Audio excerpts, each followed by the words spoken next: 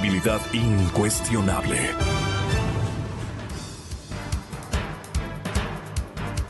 Ya. Buenos días, amigos, estamos iniciando. Gonzalo Rosero tiene un pequeño problemita de salud, no es mayor, pero va a tomarse estos 2 días, así es que les voy a acompañar. Soy Francisco Rocha y están con nosotros ya el señor doctor César Montúfar, el doctor Marcelo Merlo y el arquitecto Diego del Castillo, flamante miembro de los nuevos miembros de la Comisión de Lucha Nacional Anticorrupción. A los tres les hemos invitado para tener una apreciación de esta, yo diría, no nueva, sino de esta confirmación de que no ha habido proyecto, y voy a usar las palabras que decía el doctor Montúfar en su campaña, si en todos los proyectos en los que ha estado la Odebrecht ha habido negocios oscuros y coimas, para decirlo así, ¿por qué en alguno de estos, como en el caso de la Ruta Viva o del metro, no debía haberlo? Entonces, yo le pediría a doctor Montúfar, bienvenido, buenos días. ¿Cómo mira usted esta nueva revelación hecha por los periodistas y que dicen, miren, aquí tenían un sistema para todos, no hay un solo contrato donde la compañía Odebrecht que haya estado trabajando no haya tenido una relación de coima? Usted lo decía en campaña, no había, digamos, no decía faltan 7 millones como ahora se sabe.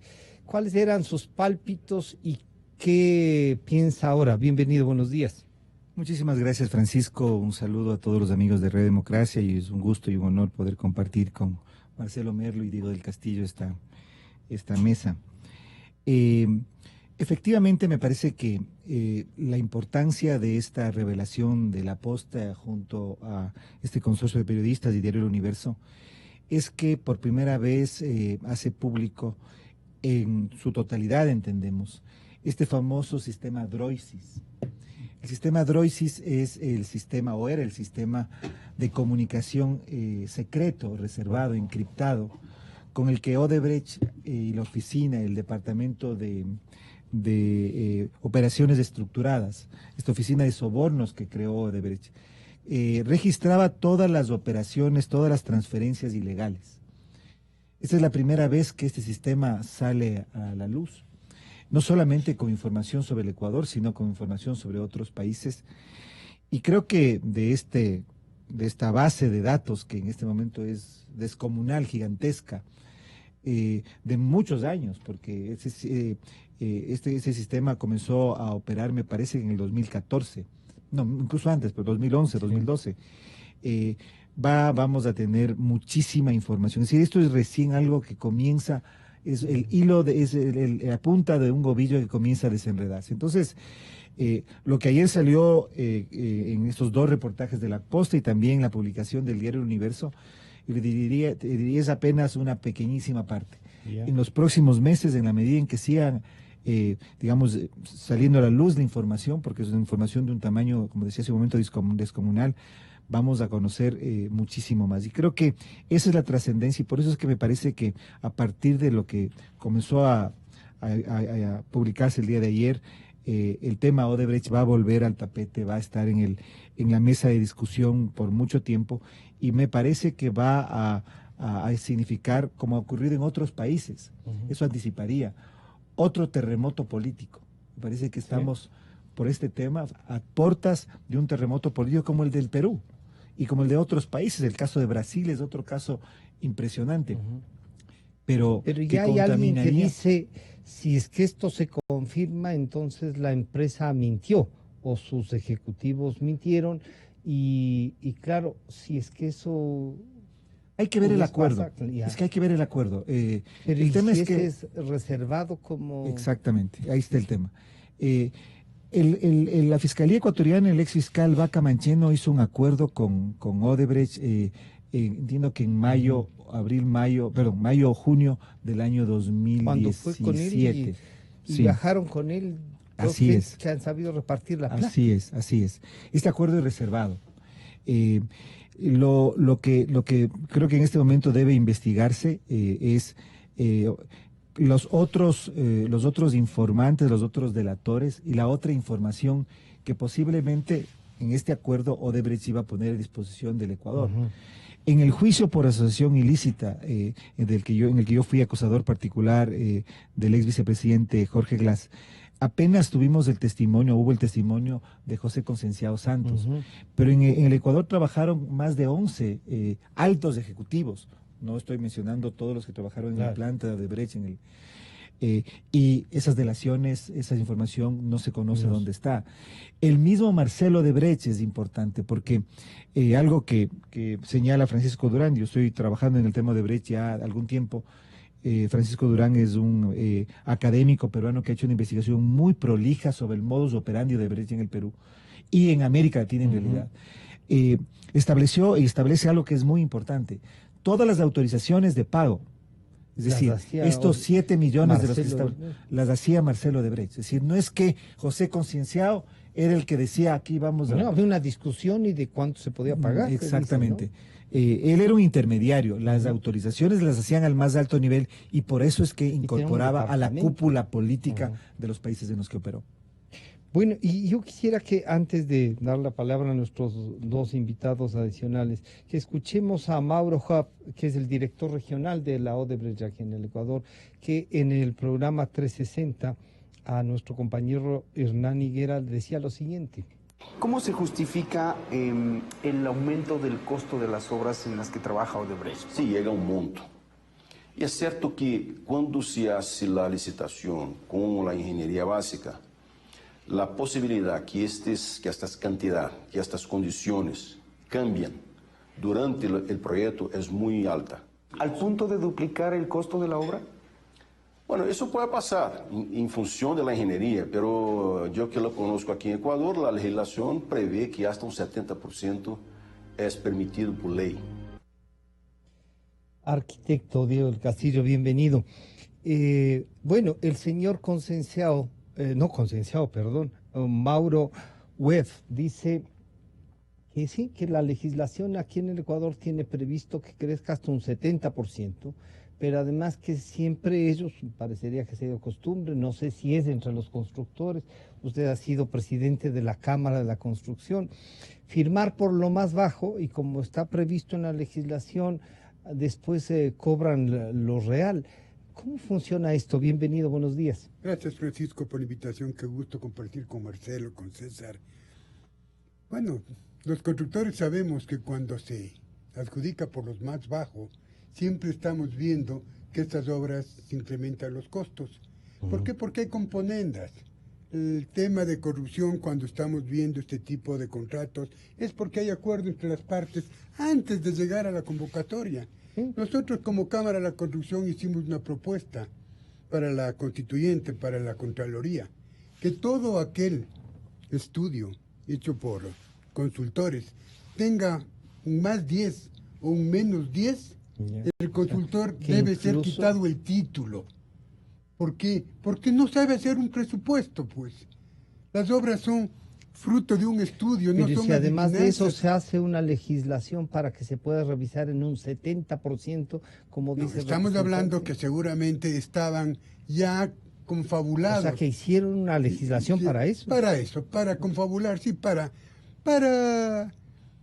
descalificar seguramente a los demás oferentes, porque claro, los oferentes siempre actuamos de buena fe, ¿no? Aquí los grandes afectados son los constructores honestos, los que no pueden participar de igual a igual con todas estas ofertas que han sido dolosas, que han sido arregladas, que fundamentalmente han querido perjudicar al país, a los ciudadanos y, como dije inicialmente, a los constructores. Francisco, esto es una manera dolosa de perjudicar al país, a los más pobres, porque ese dinero que perjudican a las obras, ese dinero que se llevan, no queda en el Ecuador, sacan afuera. Diego, y ese 70% del que se ve que casi todos los contratos han cumplido el requisito legal de revisarle en un 70%, ¿será necesariamente el valor o ahí está escondido el resto de cosas que han hecho? Y parecería un sobreprecio real que la empresa le pone al país, ¿no? Bueno, La ley permitía el 35% de incremento de valores. 70% es una disposición, me acaba de comentar César, dada por el procurador. Entonces, no puede estar las decisiones procuraduría sobre la ley. Había una interpretación. Eso es importante, es muy importante lo que acaba de decir Diego, porque eso es parte de la delincuencia organizada. Es decir, todo esto fue organizado. La corrupción se legalizó, se institucionalizó. La ley de contratación pública establecía un máximo de 35% para los contratos complementarios, porque se entiende que en el transcurso de ejecución de una obra puede haber variación. La inflación, 35% que ya, digamos, es un porcentaje alto. Pero una consulta al procurador que realizó María de los Ángeles Duarte, por eso es que son importantes los nombres. No recuerdo exactamente el año, puede ser que me equivoque, el año 2013, 2014, o tal vez antes. Y en esa consulta el procurador autorizó que se pudiera, digamos que los contratos complementarios pudieran alcanzar hasta un 70% de la obra, es decir, del costo inicial de la obra. Y después hubo una reforma a la ley de contratación pública.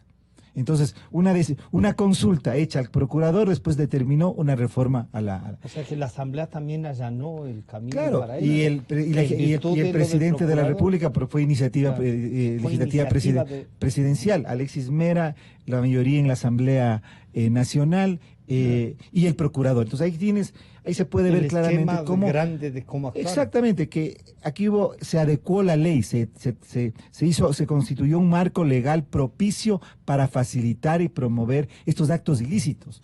Entonces, eso sucedió en el tema. Entonces, digo, ahora está ya la respuesta ahí del 70%. Claro. O sea, era el 35% en la ley, como dice, pero todo este proceso que acaba de describir. Les faltaba porcentaje para llevar un poco más, seguramente. Y es delincuencia organizada. Porque aquí comienza todo en el 2007, cuando el presidente de la República, mediante decreto presidencial, declara emergencia nacional a todo lo que es vialidad, sin determinar plazos y sin determinar lugares. La Cámara de la Construcción, que en ese tiempo yo presidía, mandó una carta a la presidencia oponiéndose al decreto presidencial y pidiendo que si hay una emergencia, que se determine sitio y tiempo. Porque no puede ser, no puede ser una emergencia abierta para contratar a dedo a quien ellos crean conveniente. Y lo más grave, entregar al cuerpo de ingenieros que administre esta emergencia, sabiendo y respetando al cuerpo de ingenieros como una entidad pública que tiene que hacer obras donde el sector del ejército tiene que hacer obras donde el sector privado no puede intervenir. Ejemplo, en las fronteras, ejemplo, en sitios inaccesibles, porque para eso fue constituido, creado el cuerpo de ingenieros del ejército, no para competir con la empresa privada. ¿Qué pasó con eso? Desestimuló a la empresa privada, la corrupción comenzó a decaer y ahora, después de 12 años, estamos pagando las consecuencias, porque esto ha sido programado para afectar a la economía del Ecuador. Doctor Marcelo Merlo, bienvenido, buenos días. Una Contraloría también eliminada casi para el proceso, que no podía... ¿Cómo encaja? Obviamente el doctor Montúfar nos acaba de hacer el engranaje y este rompecabezas de inmediato. ¿Cómo entra la Contraloría? Y usted como ex Contralor nos puede comentar también. Bienvenido. Gracias por invitarnos esta mañana y compartir con César y con Diego, con quienes sobre estos temas venimos hablando desde hace muchísimos años. Ahora bien, yo creo que históricamente, sobre todo porque estamos en este instante en la coyuntura de Odebrecht, y según lo que acabamos de escuchar también a este ejecutivo de Odebrecht, es importante quizás hacer ciertas precisiones históricas, porque de lo contrario nos podemos perder. El origen de todo esto tiene la ley, la vigente Ley Orgánica del Sistema Nacional de Contratación Pública y su reglamento, en donde la responsabilidad de la ley tienen los constituyentes, como es obvio. Fue aprobada en la Asamblea Constituyente. Fue aprobada en la Asamblea, fue uno de los mandatos que le dieron y terminaron de hacer la Constitución y enseguida sacaron la ley. O sea, esa fue la propuesta sacaron la ley. Doctor Mera. Claro, sacaron la ley Desde la presidencia, obviamente. en noviembre del año 2008, a renglón seguido de la Asamblea, de la Constituyente, de la Constitución. Y el tema es que, ¿por qué digo el origen de todo está en esa ley? En el reglamento, porque en esa ley se abrieron unas ventanas para que se pueda abusar de la misma por todos los costados. Pero lo hicieron, y yo no tengo empacho en decirlo, hasta con torpeza. Porque la estructura de la ley, pues en algunas partes seguía la estructura de las leyes anteriores. Y cuando yo estuve en la Contraloría, pues, no sé si Diego recuerda, pero instrumentamos con ayuda de Carlos Fero Blum, presidente del Congreso, de la Izquierda Democrática, instrumentamos importantes reformas sobre el tema precisamente de los contratos complementarios. Me explico porque un poco hay que entender el origen de eso. Había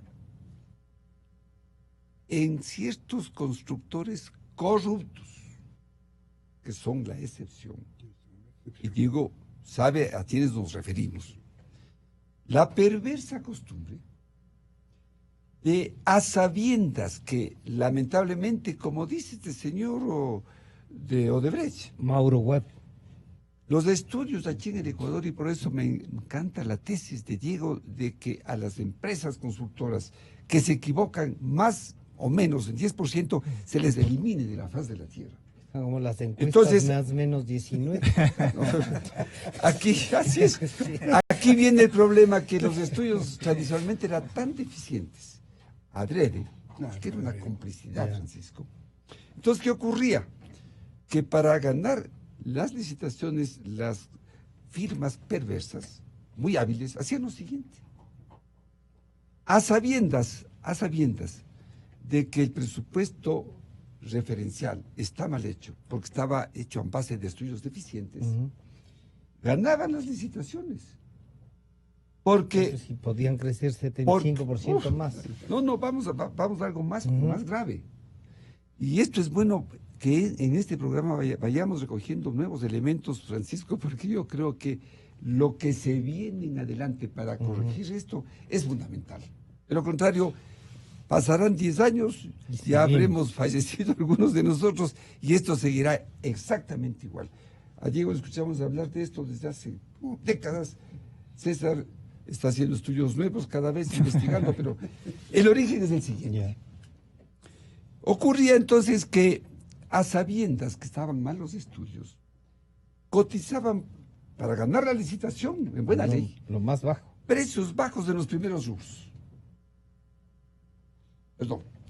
Precios altos en los primeros rubros. Y precios bajísimos en los últimos rubros, a sabiendas que eso no se va a hacer, porque ya el presupuesto se agotaba, porque los estudios eran pésimos. Ejemplifiquemos en un tema. Un hospital en cuyo último piso están los equipos más sofisticados, las cámaras más complicadas, los vidrios de 8 milímetros para evitar el ruido, etcétera. Ellos sabían que a eso no se iba a llegar. Entonces, claro, cotizaban valores bajos para eso. Y entonces comenzaban a trabajar. Excavación. Como los estudios eran malos, en lugar de que para llegar al piso sólido y comenzar la cimentación, en lugar de extraer 1000 metros cúbicos de material, porque ahí había un cementerio inca, había que sacar 10,000 metros cúbicos. No uno, sino 10,000 metros cúbicos. Y entonces ellos planillaban, como es obvio, ¿no? Llegaban a la tercera parte. Planillaban los 9,000 más. Claro, planillaban porque además había un precio unitario. Se les pagaba. Estaba constante. Cuando el presupuesto para hacer ese monstruo de edificio estaba ya en un 60 o 70%, o se agotaba, el constructor decía, hasta aquí llego. Entonces había que hacer un contrato complementario que era en esa época ya del 30%. Pero se agotaba también el contrato complementario y el constructor decía, bueno, porque se podía hacer con el mismo, no sin licitación nueva, hasta aquí llego. y no hacía los rubros últimos, Que eran los más caros. que eran los más caros, y se libraba de eso, pero había ganado la licitación. ¿Qué es lo que hicimos? Obras incompletas. ¿Qué es lo que hicimos? Y se llevaban el 30% ¿Qué es más. lo que hicimos? No, en mi oficio de Contralor se me ocurrió hacer lo siguiente. Señores constructores, si aumentan los rubros, el volumen de los rubros, para los cuales hay precios unitarios, eso se hace no con cargo al contrato complementario. Punto. Hicimos una reforma de ley en ese sentido. Vinieron a la Contraloría a visitarnos unos 2 arquitectos famosos de Guayaquil, llorando. Dice, hicieron una reforma y me ayudaron. Digo, ¿por qué?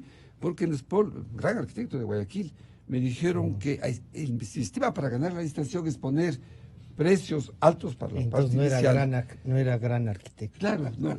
Era un estafador. Le dieron con haciendo un buen rótulo. Claro, Sí, no, así es. sí, un Así buen es. rótulo. Y le pero, dije, siento mucho, arquitecto, sí. usted se fregó. claro, Tiene que usted es el que ha querido tomarnos el pelo. Tiene que terminar la obra. Claro. Ese es el origen de los contratos. Entonces vino la ley, esta nueva ley. ¿Y qué es lo que hicieron? Abusando de la emergencia, lo que dice Diego, declararon emergencia todo, Francisco, todo. Todo el sistema Se vial. crearon el sistema del Y giro. no sé si se ha levantado ya. El giro específico de negocio también para hacerlo sin licitación, con empresas extranjeras, públicas, sin licitación. Y todo se ha hecho sin licitación, con estudios mal hechos, sin licitación.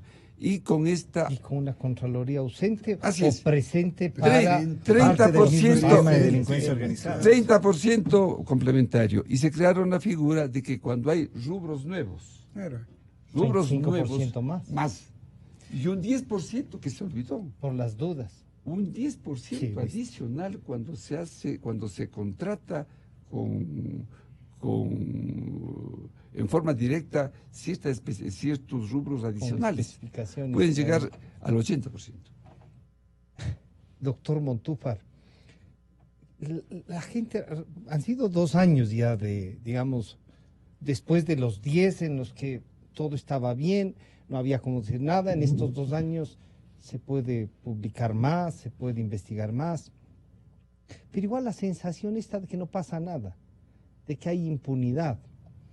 Pero no hemos sido también capaces de explicar, así como lo han hecho ustedes en estos momentos, toda esta estructura para que la gente sepa que en la Asamblea, que en la Procuraduría, que en la Contraloría, desde la Presidencia, como nos han dicho, no solo con los decretos, sino haciendo leyes, se hizo la delincuencia organizada que se llama Revolución Ciudadana.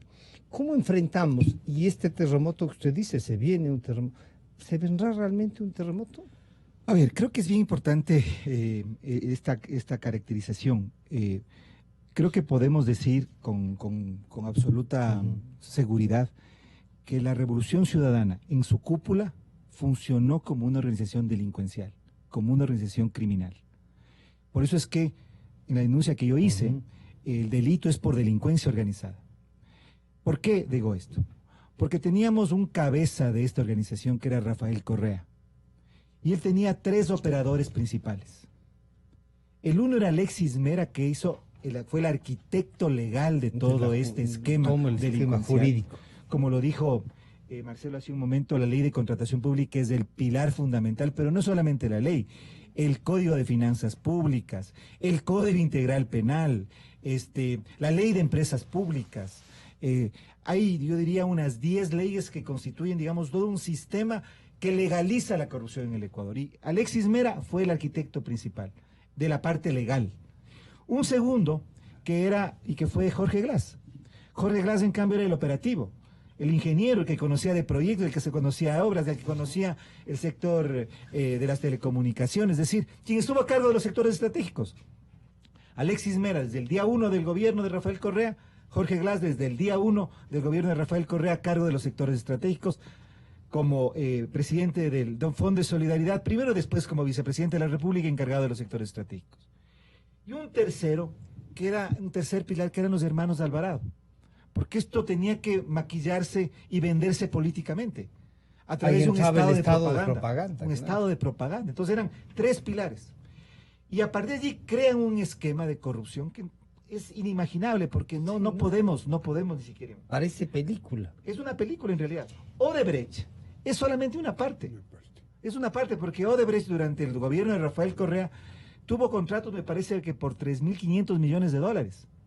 Y el metro... Más de 4.000 millones. El metro es 2.000 ya solamente el metro, claro. y la ruta vía que es 100 y algo, no sé exactamente cuánto.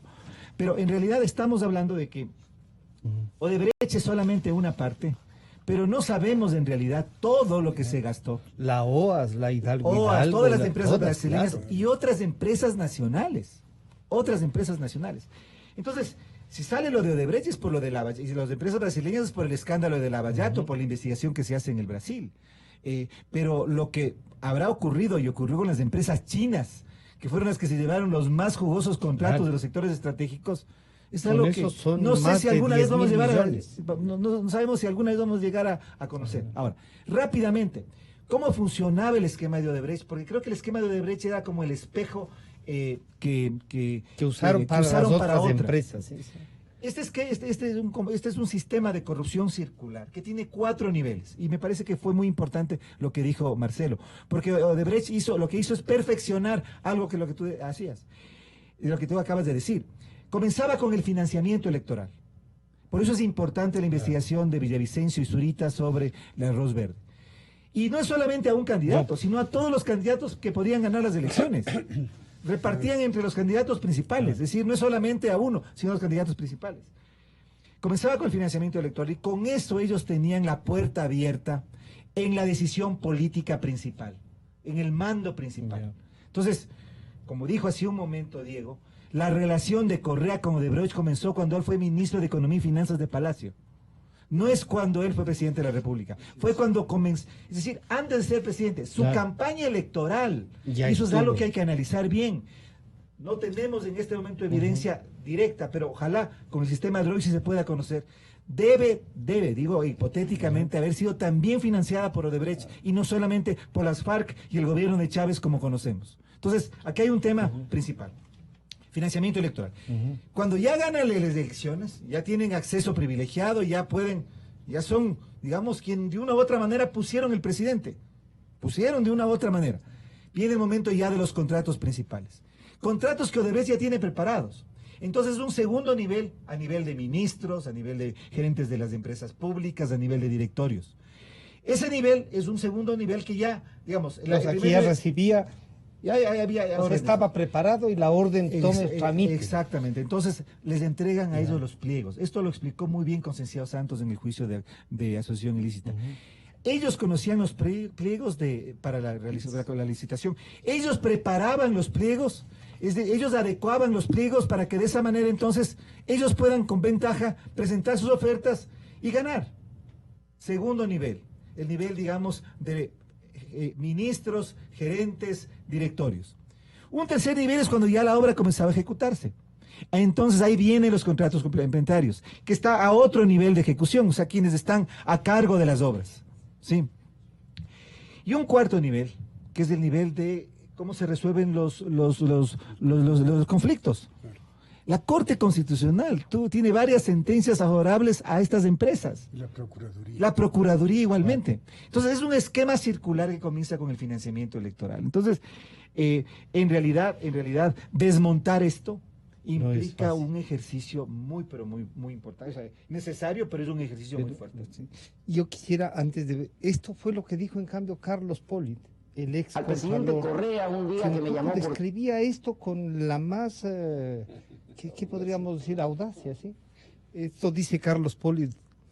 Al presidente Correa un día que me llamó por teléfono, en que me decía que teníamos que hacer algo porque todos los contratos que se daban, inmediatamente se contrataba por 10 millones y terminaban por 20. ¿Pero por qué? Una de las razones fue porque le quitaron la facultad a la Contraloría y a la Procuraduría de emitir los informes previos de contratación pública. ¿Y quién hizo todas esas leyes? ¿Quiénes hicieron todas ese tipo de cosas que decía que eso hay que cambiar? ¿Quién hizo esas leyes? Alexis Mera conoce perfectamente porque en el gobierno del presidente Correa todas las leyes pasaban por manos de él, pues todas las reformas pasaban por las manos de él. Y le dije al presidente, con todo el respeto al presidente Correa, ya a estas alturas del partido, te han robado, le dije, te han robado mucho dinero, presidente.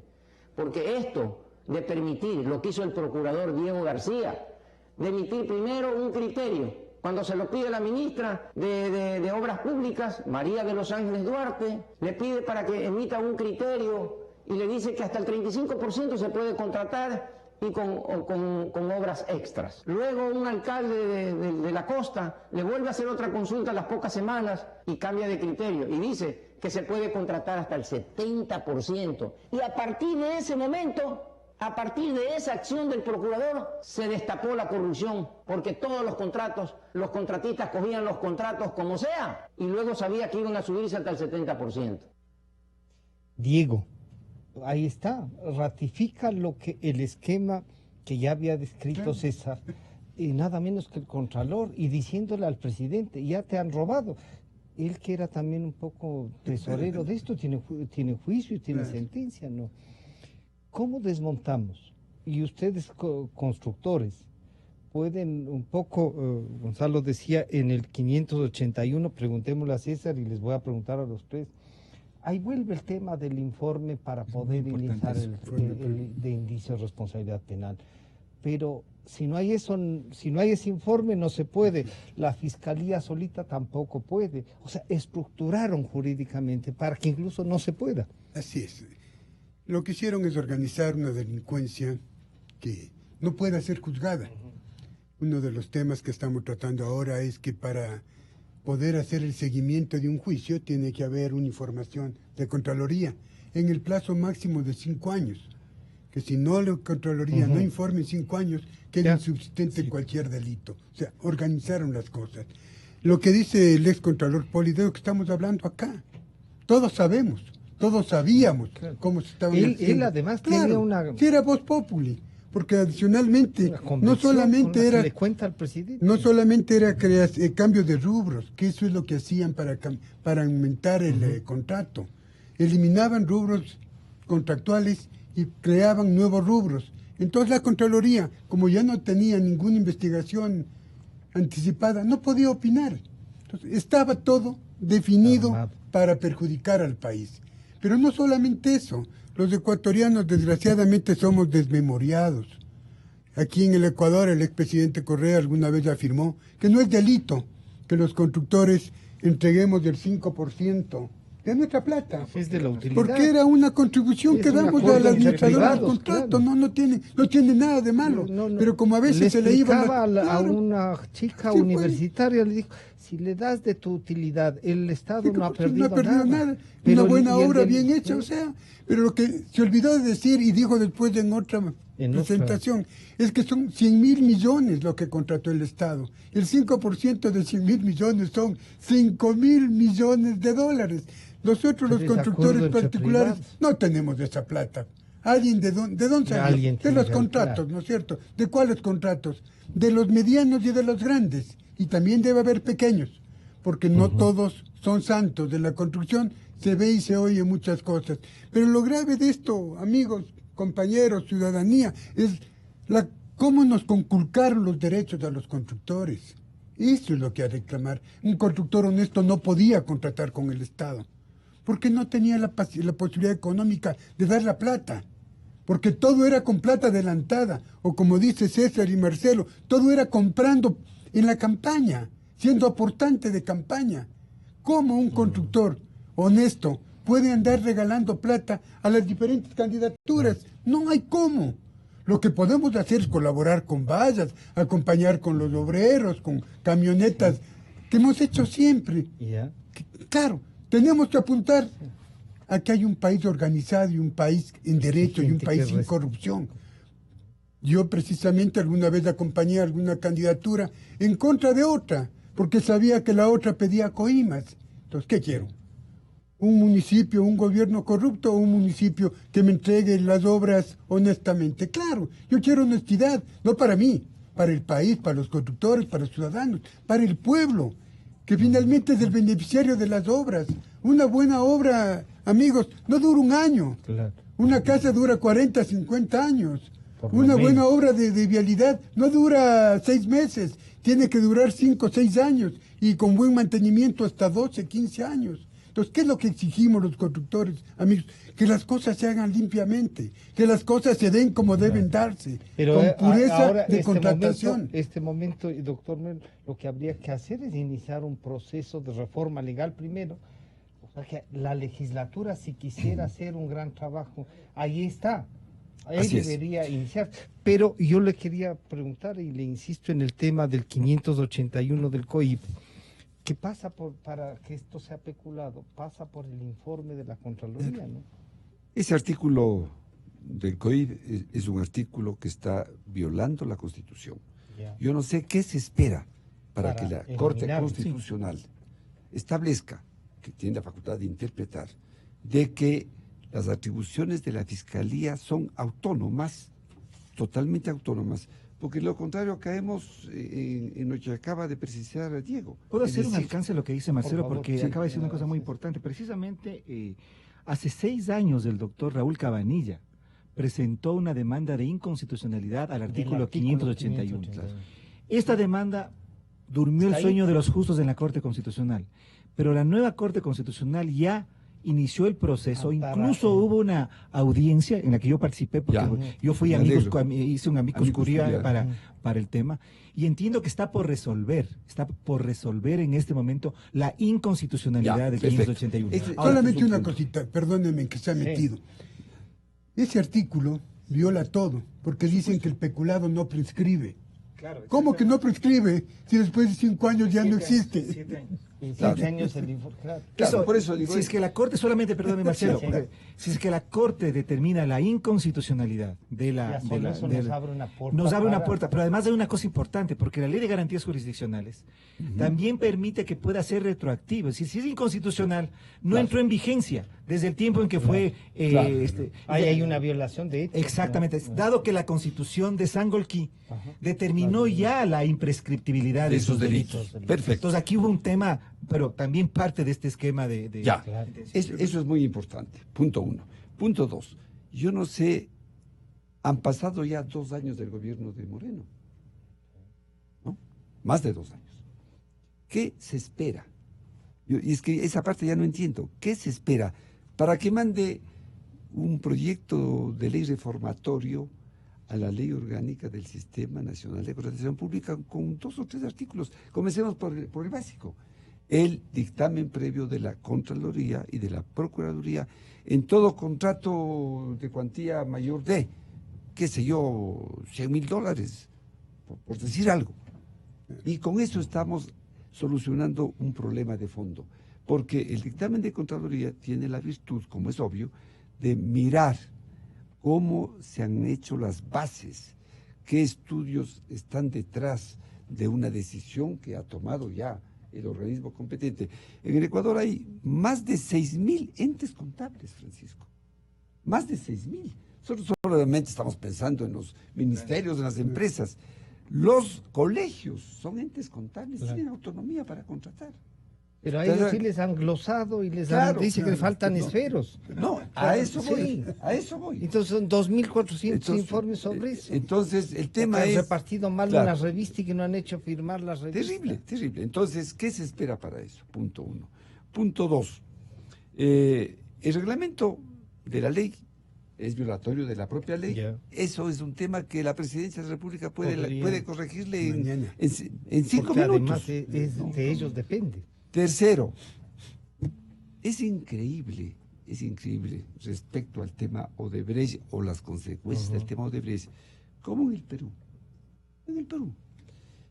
en 5 semanas, el Congreso peruano aprobó la ley que asegura el pago inmediato de la reparación civil a favor del Estado peruano en caso de corrupción y delitos conexos. Está vigente ya. En 5 semanas. Una ley que contiene 21 artículos, no hay que poner tanta lata. 21 artículos sobre un adicional para que haya un veedor de gran nivel, un veedor independiente que esté mirando cómo se hace ese proceso.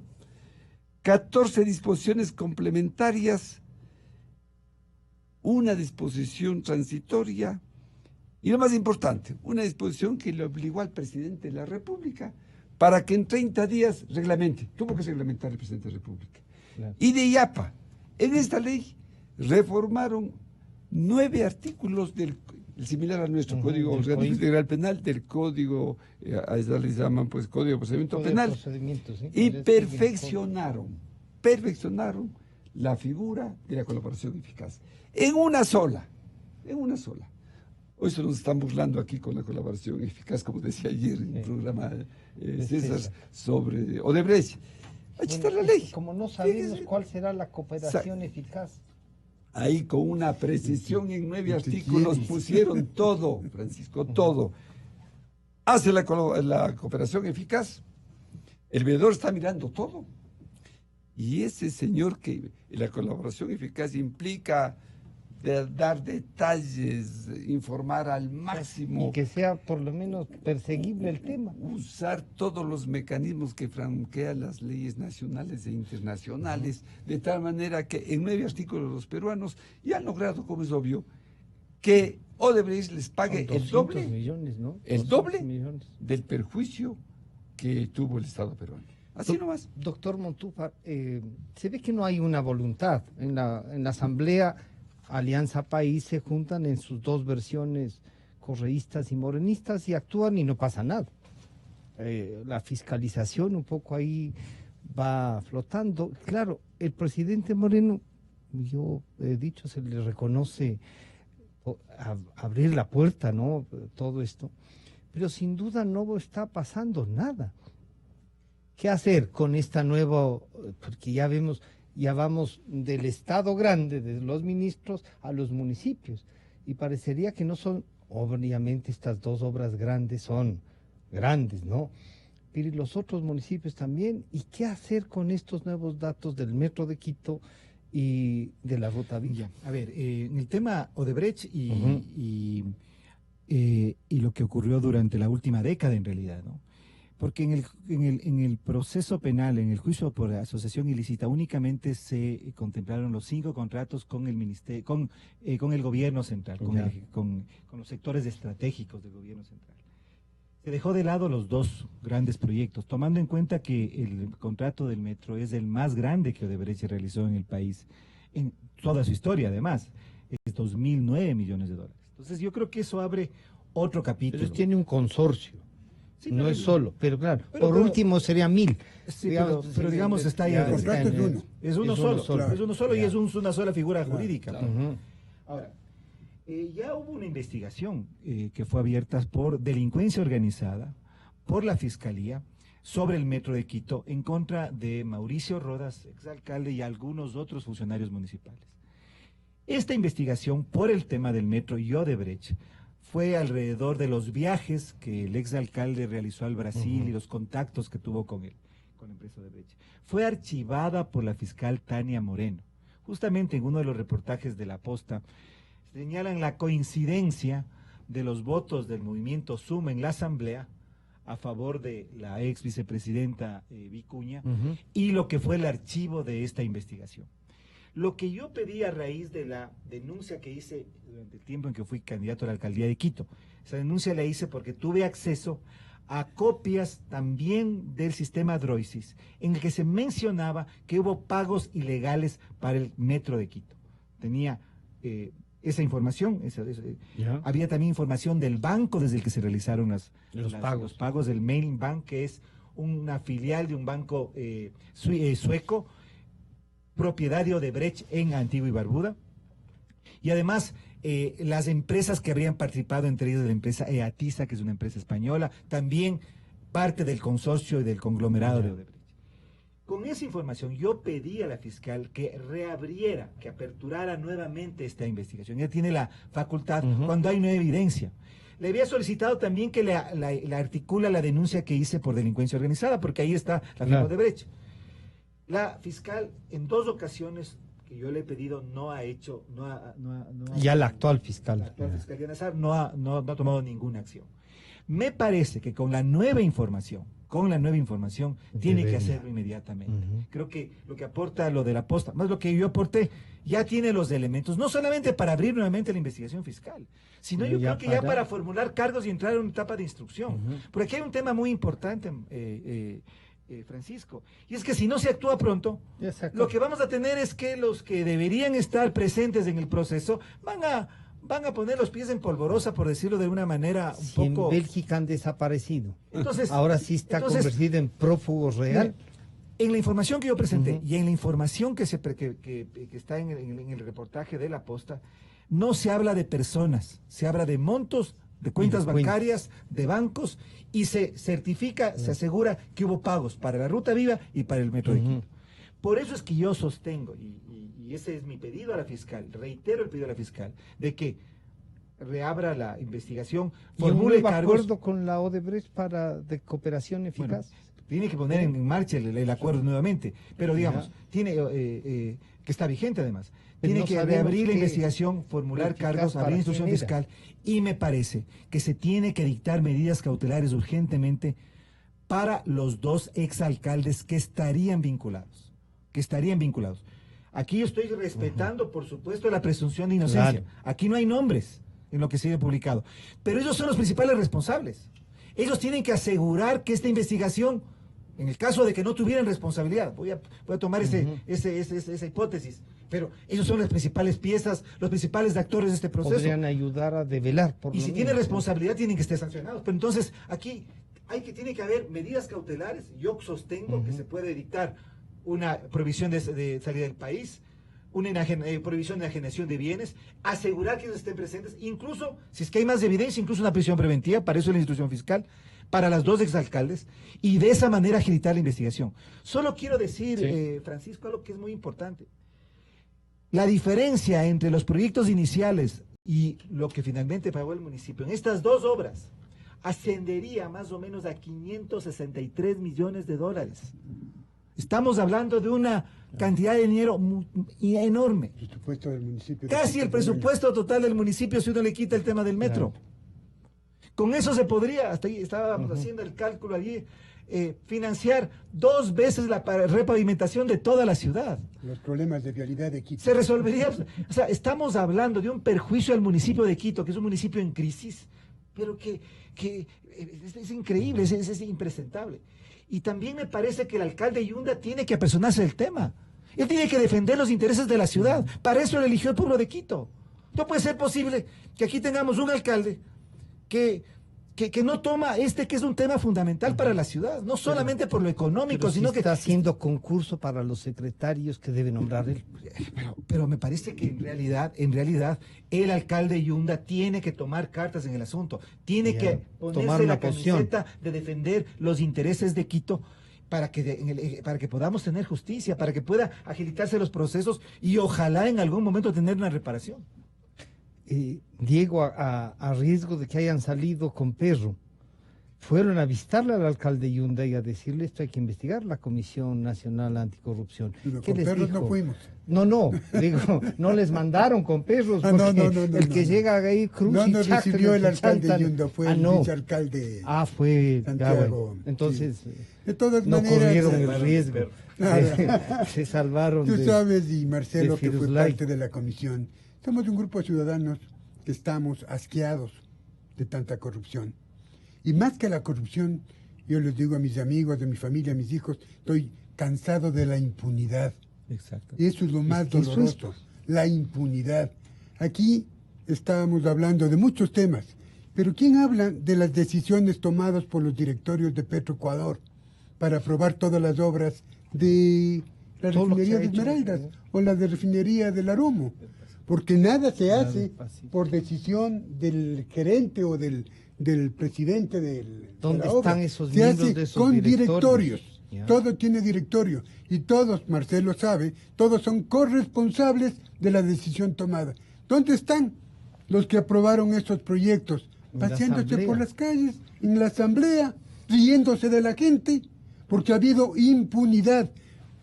César acaba de comentar, todo estaba programado para tapar las cosas. Entonces tenemos que luchar como ciudadanos, tenemos ¿El ese deseo. vicealcalde qué les ofreció? firmaban un convenio. El convenio, el acuerdo firmado es un acuerdo en el que nos van a permitir investigar, analizar, revisar las cuentas, Ya. no solamente Ayudar, obras además, pequeñas, ¿no? sino obras grandes y de la ciudad también. Esperemos que se complete, esperemos que se pueda trabajar. ¿Qué es lo que queremos los ciudadanos, amigos? ¿Qué queremos? Basta. Pongamos un estate quieto a la corrupción y comencemos a decir dónde están todos aquellos que fueron parte de estos, no 10 años, de estos 20 o estos 50 años de corrupción. ¿Cómo es posible que a mi casa o al frente de mi casa se pase un señor que no tiene dinero para comprar una casa de $150,000? Preguntemos como ciudadanos, vea vecino, yo también quiero tener una casa de esas, permítame, infórmeme cómo se hizo, ¿no es cierto? ¿Cómo la gente tiene carros? En este país tenemos Ferraris, tenemos Lotus, ¿de dónde somos un país pobre? Entonces hay que averiguar a toda esta gente. Son pobres, y muchos jóvenes, jóvenes profesionales, claro, que funcionaron o trabajaron en el gobierno. Entonces lo que hay que hacer es comencemos a distinguir lo bueno de lo malo. O sea, la No acción, es difícil. la acción ciudadana La también acción ciudadana pesa, ¿no? aquí está presente en la Comisión Nacional Doctor Anticorrupción. Merlo, Sí, yo creo que ¿cómo avanzamos y legislamos sobre para esta línea? aportar con temas ya más concretos. En resumen, el tema Odebrecht representa apenas, sumado metro de crédito y todo lo demás, 4.500 millones de dólares. Y las inversiones que se hicieron Más de 100,000. en el gobierno de Correa superan los 100.000 millones, las inversiones. De tal manera que los rubros, aquí viene una figura un poco bíblica, ¿no? De venderle por un plato de lentejas. Lo perverso de todo, lo bárbaro de todo esto, es que los de Odebrecht, a cambio de dar 3 millones No, ahora está más, ya no, sobre ya 50, están, ya, claro. bueno, Ya está más de 50, bueno, ¿sí? 50 millones en 4.500 millones, es un porcentaje tan insignificante. Entonces, el tema de fondo es que estos señores, con esa pequeñez de dinero, Se llevaron 500. aumentaron los presupuestos de una forma tan salvaje, ¿no? Que la relación es totalmente increíble. Aquí viene el tema de fondo, insisto. ¿Cómo hacer para que esto se recupere? Yo había sugerido alguna vez que desde la Contraloría, que tienen que hacer las auditorías día a día, y que ahora ya hay una reglamentación por la cual inclusive los contratos complementarios tiene que aprobar la Contraloría. Los contratos complementarios, no el dictamen previo, nada. Decirle al constructor que mire con el contrato complementario. A ver, señor, ¿usted contrató con o sin licitación? No, fue a dedo, ¿sí o no? Bueno, fue a dedo. Muy bien, el contrato complementario que usted quiere en esta obra X a nivel nacional, que le aprobemos es de 10 millones de dólares o 12 millones o 15 millones, inclusive usted dice que ya ha gastado un ratito. Nosotros tenemos aquí que el presupuesto referencial con que se construyó esa obra es 60% más bajo de lo que a usted le dieron a dedo. De tal manera que, señor, o usted nos demuestra cómo gastó tanto y ahí se va a saber a quiénes dieron la plata. O simplemente, mire, le va a devolver al Estado este momento y no le pagamos ese complementario. Sería un ahorro salvaje, sin perjuicio de que se conozca. La segunda medida. Yo vengo planteando desde hace bastantes años, y es decisión exclusiva del SRI, que la declaración patrimonial de todos los ecuatorianos, lo que decía este rato Diego, ¿cómo puede ser posible que un vecino que antes andaba con una mano adelante y la otra atrás, tenga un palacio, tenga autos de 150, 200 mil dólares? Dirigente de ¿no? la RC. ¿Qué sé yo? ¿No? ¿Cómo es posible? ¿Por qué no se reforma la normativa que es reglamentaria exclusiva, por la cual todos los ecuatorianos, sin distinción de clase, ¿no?, hagan una declaración patrimonial a partir de $100,000? Punto. Entonces, ahí va a aparecer que es el señor que tiene, porque juramentada, no para con los impuestos. Ahí va a aparecer, bueno, cruza con la UAF y con el SRI. usted tiene su declaración juramentada de este rato, 400, 500 mil dólares, precios comerciales, no va a agarrar el catastro del municipio de San Borondón, que de repente le pueden poner en la quinta parte, precios comerciales juramentados. Automáticamente sabemos en dónde está la plata que se ha robado. Así nomás. Para terminar, yo quisiera pedirles, ya está en nuestros estudios el doctor Adrián Bonilla, a quien y va a llegar también el doctor Milton Luna, con quien vamos a hacer una pequeña evaluación en esto que a veces uno no termina de entender, ¿no?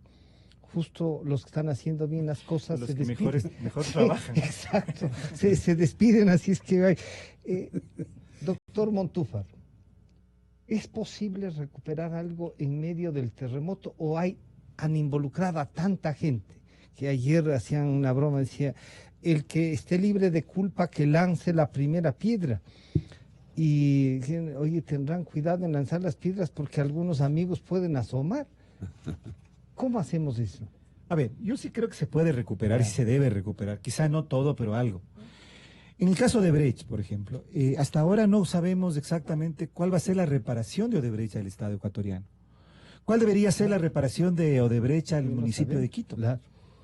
Si uno piensa lo que ha ocurrido en otros países, el caso del Perú es un caso muy importante. Es decir, Odebrecht no solamente que cooperó mucho más efectivamente, mucho más eficazmente, sino que además con información para que llegara a los responsables, a la ruta del dinero, a las cuentas, a los que recibieron, sino que además reparó al Estado peruano. Hay una reparación. Entonces yo creo que se puede recuperar y se debe recuperar muchísimos recursos. En segundo lugar, me parece que, siguiendo lo que dijo Diego hace un momento, es absolutamente necesario acabar con la impunidad. Es decir, si es que esto queda en la nada, Odebrecht representa menos del 5% de lo que fueron las grandes inversiones del Estado ecuatoriano durante la época del correísmo. Sin embargo, tiene el mérito de que, dada la coyuntura internacional, el proceso de Lavallato, etcétera, etcétera, hay evidencia para llegar a los responsables. Entonces, puede ser un muy buen espacio, muy buen caso para acabar con la impunidad, que al menos quienes han estado en la trama de corrupción de Odebrecht sean sancionados e igualmente reparen al Estado ecuatoriano.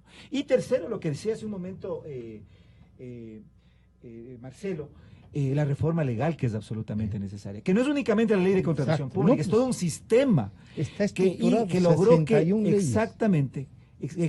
logró que la corrupción se institucionalizara en el Ecuador. En el Ecuador lo que tenemos es un esquema de corrupción institucionalizada, orquestado por una estructura delincuencial que fue la que gobernó el Ecuador durante 10 años. Entonces yo creo que aquí hay un tema que es, esas son los dos o tres. Y lo tercero que me parece que es fundamental, porque aquí tenemos actos ilícitos fusionados con un proyecto político. Aquí no es únicamente personas corruptas que violaron la ley para beneficiar su bolsillo. No. Aquí hubo un proyecto político, entonces tenemos la fusión de un poder corporativo, económico, con un poder político, que incluso pensaba perpetuarse en el poder, es decir, y eso tiene que también ser develado, porque hay una verdad histórica que los ecuatorianos tenemos que recuperar, es decir, lo que le ocurrió al Ecuador durante la llamada Revolución Ciudadana es un caso, es lo que yo sostengo, es un caso de delincuencia organizada. Lo mismo que ocurrió en el Brasil, lo mismo que evidentemente ocurrió en el Perú. Es decir, la delincuencia organizada ha tomado el Estado a través de procesos democráticos, no digamos democráticos, procesos eleccionarios. Claro. Entonces, creo que esa verdad histórica también es importante recuperar. Te olvidas del ejemplo máximo, Venezuela. Bueno, Venezuela se pueden quedar, exactamente, y en otras partes se han quedado. Yo les quiero agradecer a ustedes por acompañarnos. Quedan pendientes algunos temas y ya les estaremos convocando. Han estado con nosotros el señor doctor César Montúfar, el doctor Marcelo Merlo y el arquitecto Diego del Castillo. Enseguida volvemos. Inicio de espacio promocional y